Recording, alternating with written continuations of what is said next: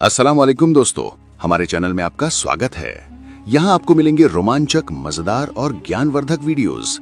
तो फिर देर किस बात की, वीडियोस का आनंद लें, लाइक करें, कमेंट करें और हमारे चैनल को सब्सक्राइब करना ना भूलें। चलिए शुरू करते हैं। मदीना नगर में अहमद नामक एक लोहार अपनी दुकान पर काम करता था, लेकिन उसकी पत्नी जैनब को लगता था कि वो अधिकतर समय गाँव की समस्या में उलझा रहता है, जिससे उसकी दुकानदारी घट रही थी।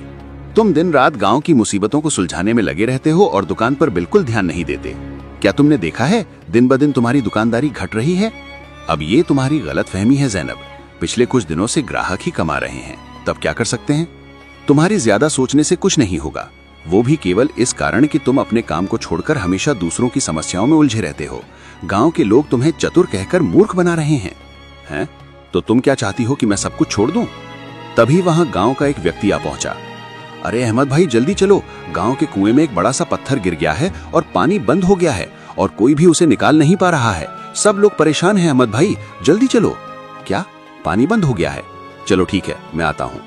खबरदार, तुम कुएं के पास भी मत जाना। तुम एक लोहार हो, तुम्हारा काम लोहे को पीट कर आकार बदलना है, ना कि कुएं से पत्थर निकालना। जैनब बहन, ऐसा मत कहो। अहमद लोहार की चतुराई का लोहा सारे गाँव में माना जाता है। उनके कारण ही तो हमारे गाँव की पहचान बनी है। और आप जैनब, अब सोचो, अगर कुएं का पानी बंद हो गया है तो तुम्हें शाम तक प्यासा रहना पड़ेगा। मत भूलो, हमारे घर भी इसी कुएं से पानी आता है। अहमद बिना कुछ कहे व्यक्ति के साथ कुएं की ओर चल पड़ा। गांव का मुखिया हामिद अहमद का इंतजार कर रहा था। जब वो कुएं के पास पहुंचा तो उसने देखा कि पत्थर काफी बड़ा था और पानी की धारा पूरी तरह से रुक गई थी। हाँ, अच्छा हुआ अहमद लोहार जो तुम यहाँ आ गए। अरे भाई देखो, कितना बड़ा पत्थर गिरा है। तो सबसे पहले एक काम करो कि बच्चों को बुलाओ जो यहाँ पर खेल रहे हैं और उनसे कहो कि पास में पड़ी हुई मिट्टी को कुएं में डालना शुरू कर दें, जल्दी। क्या? अरे इससे तो कुएं का पानी गंदा हो जाएगा।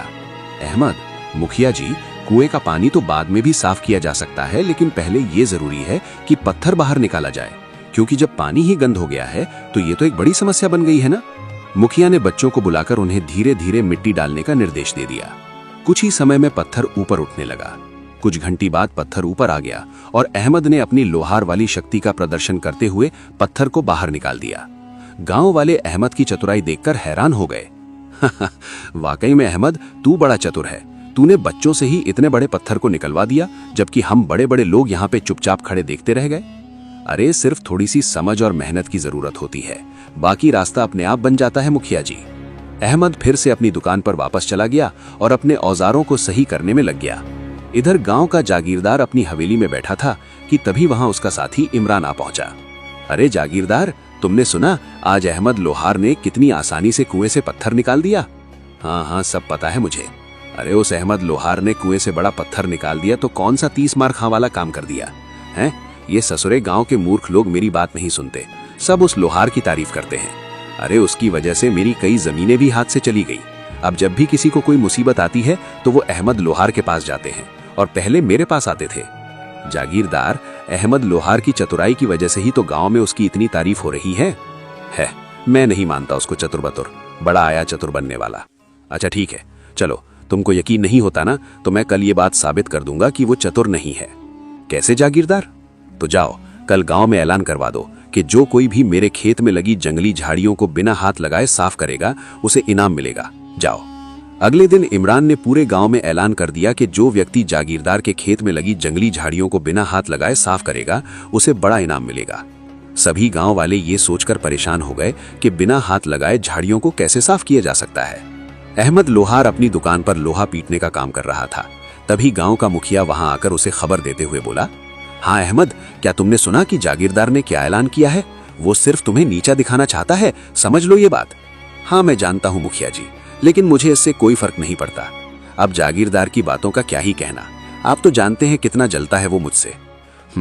वैसे मुझे पूरा भरोसा है कि तुम जागीरदार की इस पहेली को हल कर सकते हो।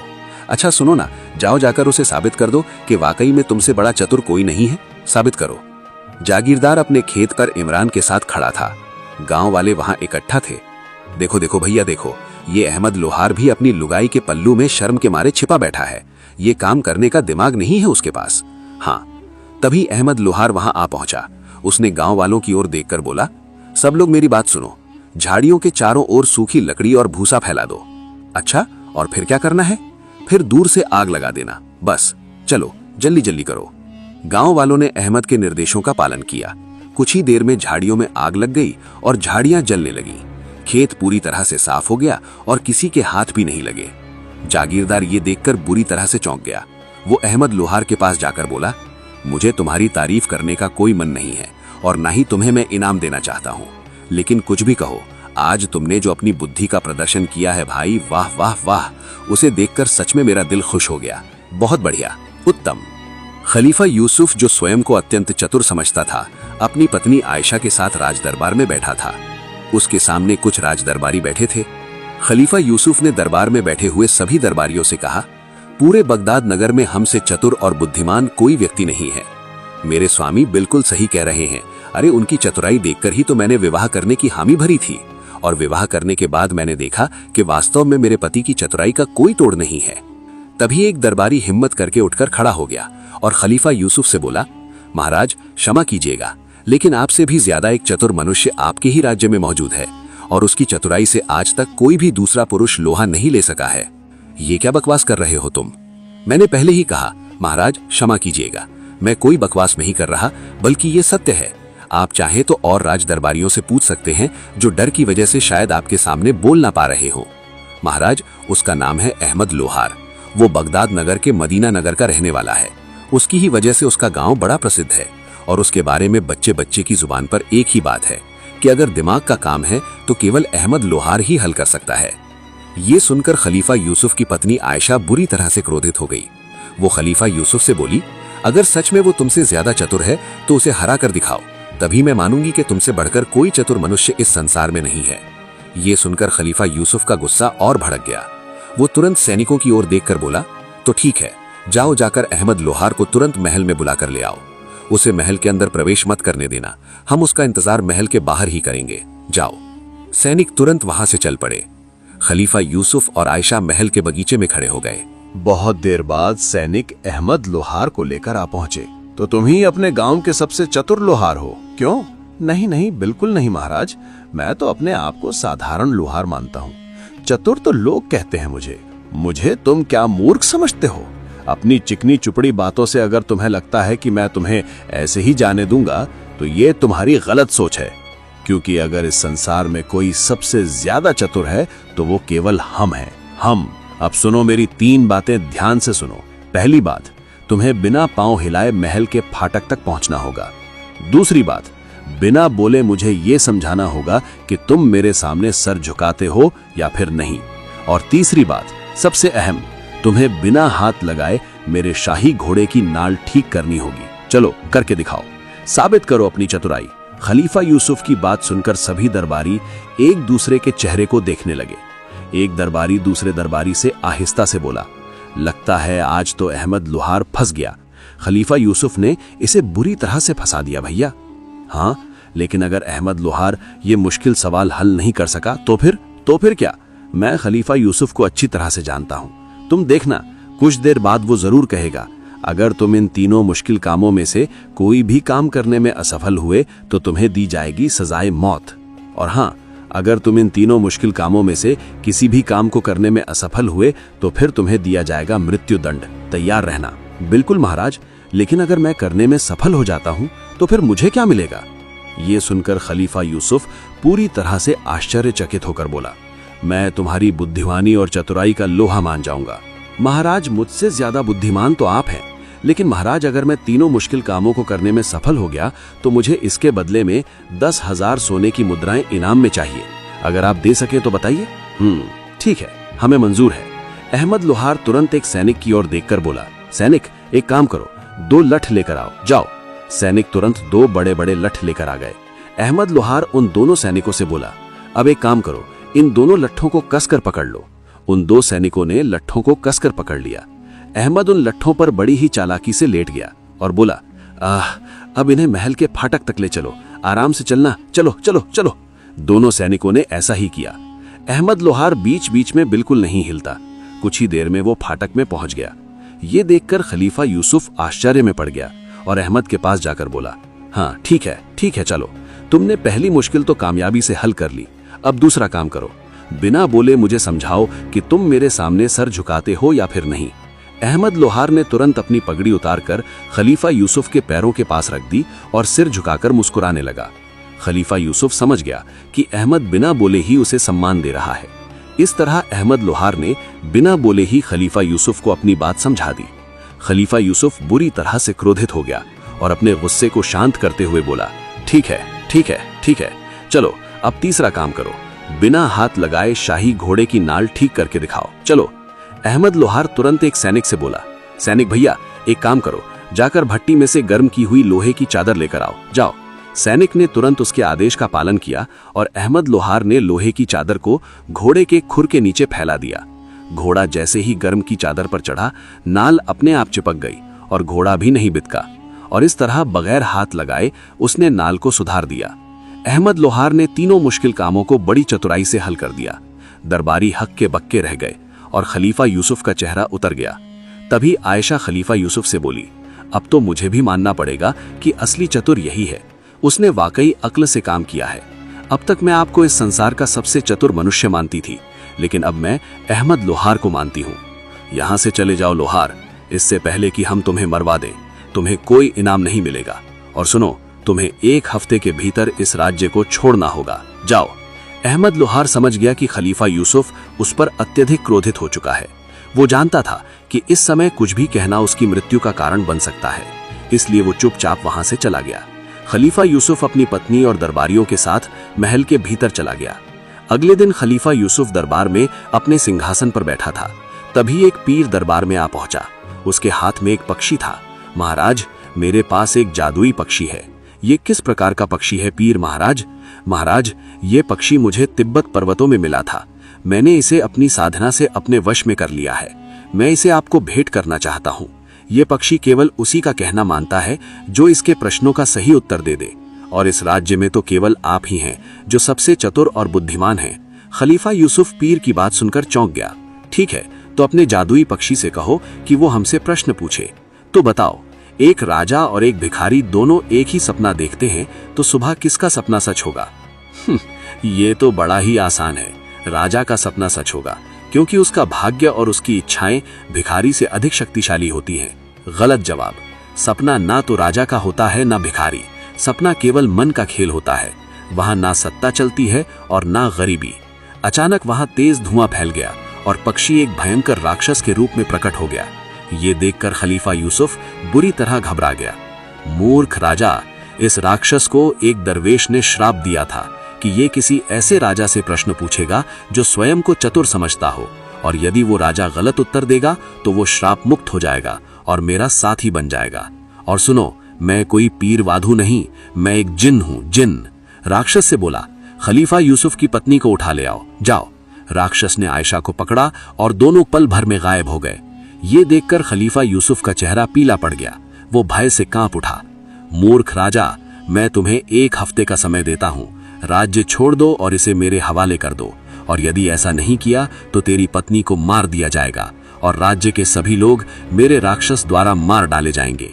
इतना कहकर जिन्न भी गायब हो गया। खलीफा यूसुफ अपना सिर पकड़कर निराशा में बैठ गया। राज्य में आई विपत्ति ने खलीफा यूसुफ को विचलित कर दिया। तभी एक दरबारी ने खलीफा यूसुफ से कहा, महाराज, निराश होने से कुछ नहीं होगा। हमारे राज्य में बड़ी विपत्ति आ चुकी है। हाँ, लेकिन मैं क्या कर सकता हूँ? वो जिन बहुत शक्तिशाली है और उसका राक्षस, बाप रे बाप, तुमने तो देखा ही था। उसे देखकर ही मुझे भय लगने लगा था। पता नहीं मेरी पत्नी आयशा का क्या होगा। महाराज, इस संकट की घड़ी में यदि कोई आपकी सहायता कर सकता है तो वो सिर्फ और सिर्फ अहमद लोहार ही है। खलीफा यूसुफ की आंखों में आशा की चमक लौट आई, लेकिन फिर वो दुखी स्वर में बोला, कल ही तो मैंने अहमद लोहार को अपमानित करके महल के बाहर निकाल दिया था। मैंने तो उसे राज्य छोड़ने को भी कह दिया था। महाराज, अहमद लोहार एक नेक दिल और कुशल लोहार है। यदि आप उसे अपनी विपत्ति बताएंगे तो वो जरूर आपकी सहायता करेगा। मुझे भरोसा है उस पर। खलीफा यूसुफ ने देर न करते हुए दरबारी के साथ अहमद लोहार के घर का रुख कर दिया। अहमद लोहार खलीफा यूसुफ को अपने द्वार पर देखकर चकित रह गया, लेकिन खलीफा यूसुफ की आंखों में गहरी चिंता देखकर वो विनम्रता से बोला, हम महाराज, लगता है कि आप किसी बड़े संकट में हैं। अहमद, हमें क्षमा कर दो। मैं क्या कहूँ? मैंने घमंड में आकर तुम्हें अपमानित किया। उस समय मैं अज्ञान था। कोई बात नहीं महाराज, मैंने आपकी बात का बिल्कुल बुरा नहीं माना। अच्छा, मुझे बस आप बताइए कि मैं आपकी क्या सेवा कर सकता हूँ, बताइए। खलीफा यूसुफ को कुछ राहत मिली और उसने संक्षेप में पूरा घटनाक्रम अहमद लोहार को बताया। एक जिन पीर का वेश धरकर महल में आया था। वो एक जादुई पक्षी लाया था। उस पक्षी ने मुझसे प्रश्न पूछा और दुर्भाग्यवश में गलत उत्तर दे बैठा। तभी वो पक्षी राक्षस में बदल गया और जिन ने मेरी पत्नी आयशा का अपहरण किया और धमकी दी है कि 1 सप्ताह के भीतर यदि मैंने अपना राज्य उसे नहीं सौंपा तो वो मेरी पत्नी को मार डालेगा और मेरा राज्य राक्षसों का निवास बन जाएगा। अहमद लोहार गहरी सोच में डूब गया और फिर दृढ़ स्वर में बोला, महाराज, आप चिंता मत करें, मैं महारानी को सुरक्षित वापस ले आऊंगा और उस राक्षस का अंत करूंगा। अहमद लोहार दृढ़ निश्चय के साथ अपने घर से निकल पड़ा और सीधे जंगल में एक फकीर के आश्रम में जा पहुंचा।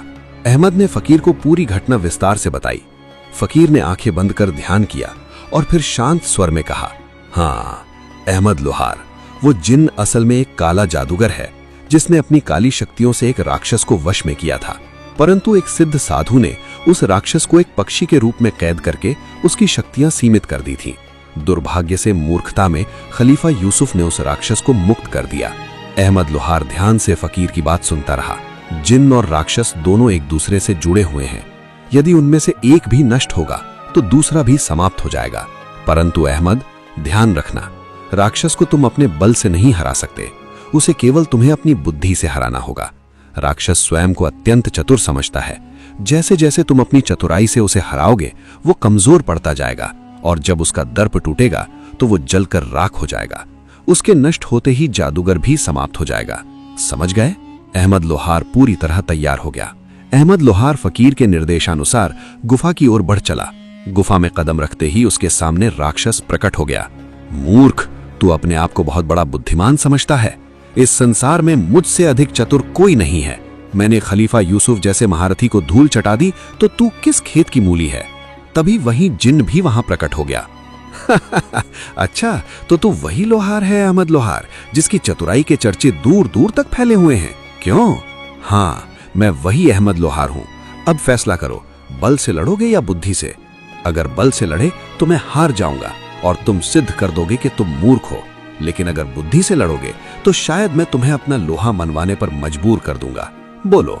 राक्षस का चेहरा क्रोध से लाल हो गया। मत फंस इसके जाल में राक्षस, इसे अभी समाप्त कर दे। ये चालबाजी कर रहा है, मार डाल इसे। चुप रह, मैं इसे अपनी बुद्धि से हराऊंगा।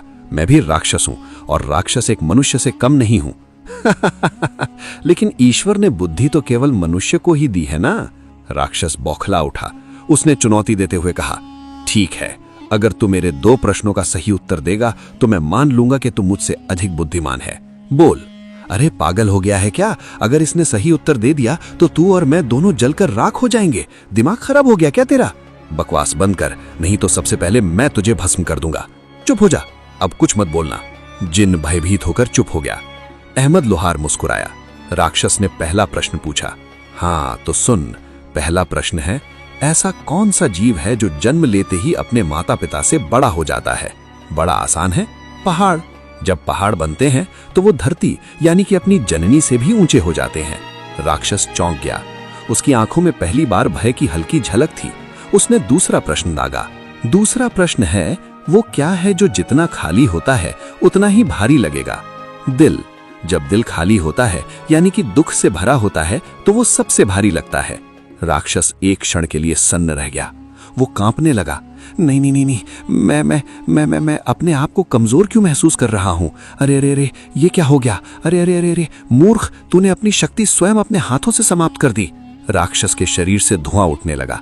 अचानक उसमें आग लग गई। जिन्न भी वहीं धधक उठा। दोनों कुछ ही पलों में जलकर राख हो गए। अहमद लोहार ने आयशा को सुरक्षित अपने साथ लिया और महल लौट आया। अहमद लोहार, तूने मेरी जान और मेरी रानी दोनों की जान राक्षस से बचाई है।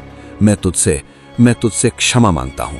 अरे अरे महाराज, ये कैसी बातें कर रहे हैं आप? मैं तो बस अपना कर्तव्य निभा रहा था। खलीफा यूसुफ ने अहमद लोहार को 20 स्वर्ण मुद्राएं इनाम में दी और उसे महल के विशेष सलाहकार पद पर नियुक्त कर दिया।